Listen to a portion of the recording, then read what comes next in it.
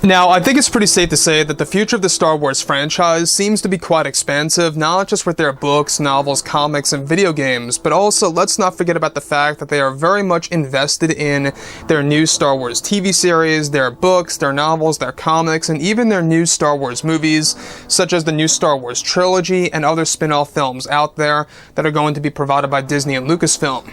This is Mike Zero. Make sure to subscribe if you're new to the channel for future Star Wars content. Now, the one thing about Disney Star Wars is that, yes, we do know that what they are trying to do as of this moment right now is to make it into an ever-evolving franchise. What they want to actually accomplish is that they really want to make Star Wars to become more successful each and every year that passes by throughout this entire decade and beyond, to really meet it up to the expectation level of the MCU, also known as the Marvel Cinematic Universe.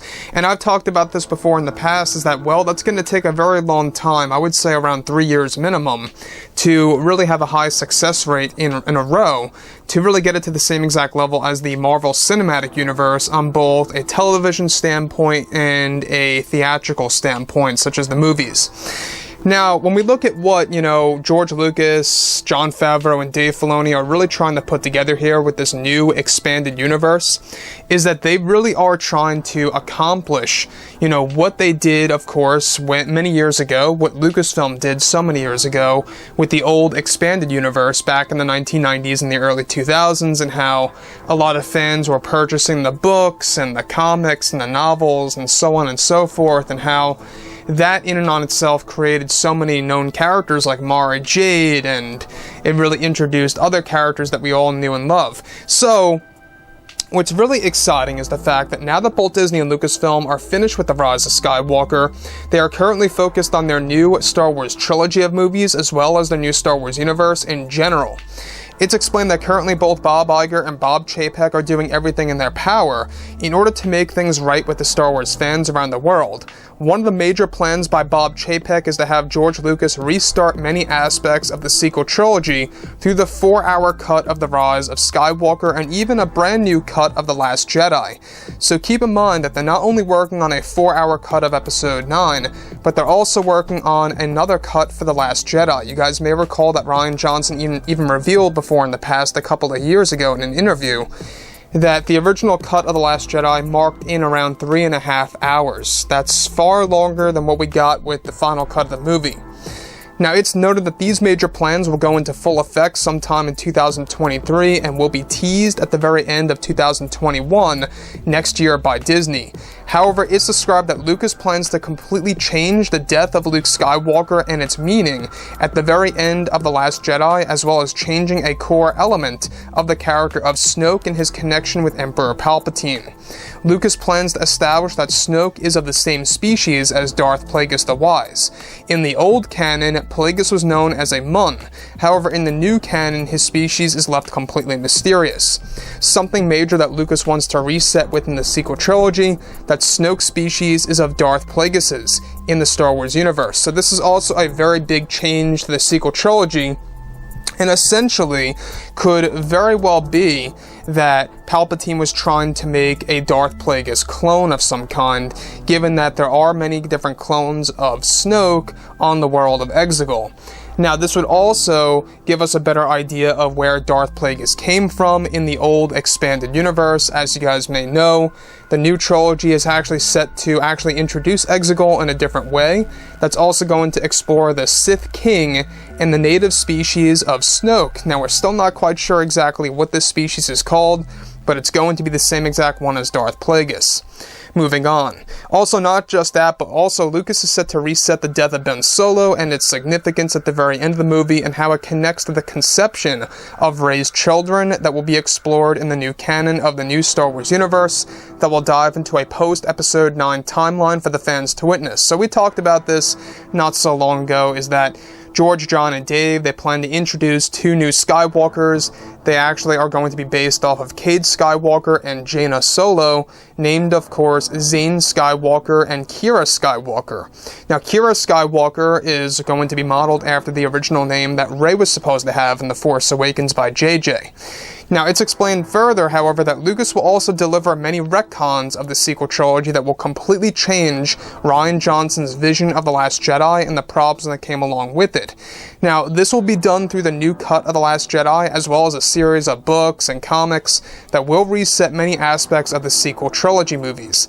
Lucas essentially wants to make it up to the fans that were very disappointed with the sequel trilogy films and what happened to Star Wars in general.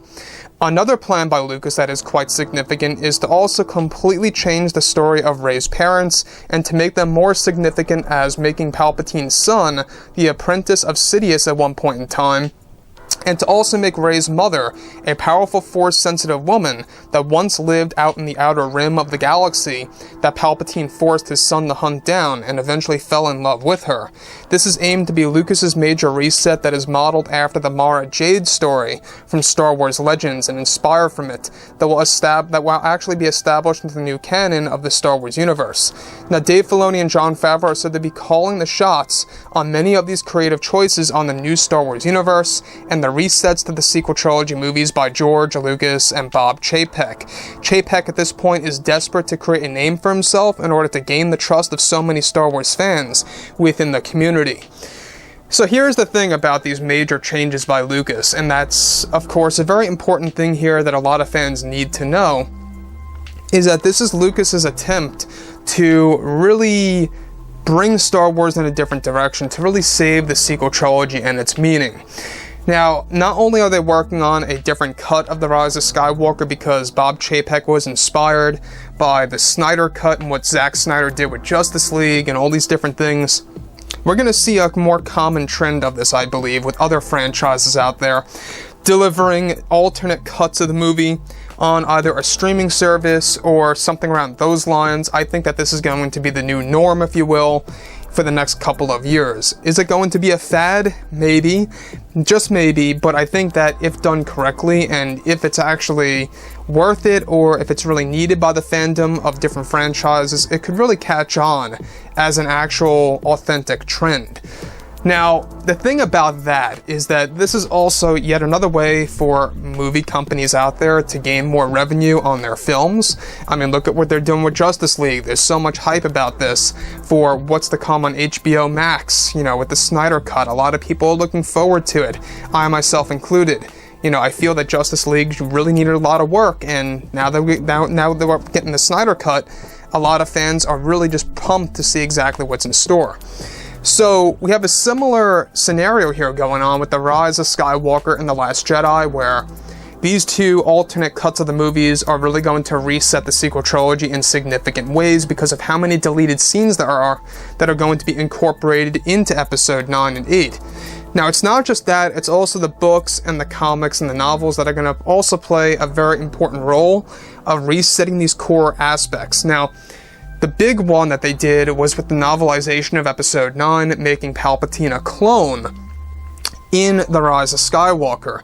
Nobody knew this when they watched the movie. They had to rely on an actual book to learn the fact that Palpatine was indeed a clone and transferred his spirit from body to body at the very end of Return of the Jedi.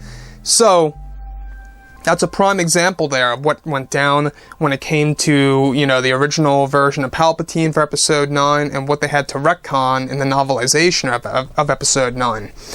So George Lucas, I do trust in him. I do believe that he's going to do a fantastic job with these resets or restarting the sequel trilogy in multiple ways with Jon Favreau and Dave Filoni by his side, calling the creative choices and, calling the shots on how some of the creative choices will be established and how they will be executed in these actual new alternate cuts aimed for a 2023 release, which is still a ways off. I'm not saying that's, right around the corner or anything, but it's still a ways off.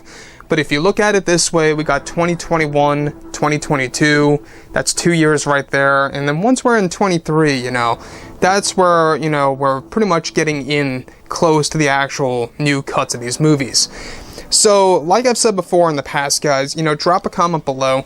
Let me know what you think about all of this in the comments. And if you guys did enjoy the content for today, do make sure to drop a thumbs up on this video to support the channel. I thank you all so very much for the kind support, and I'll catch you guys next time.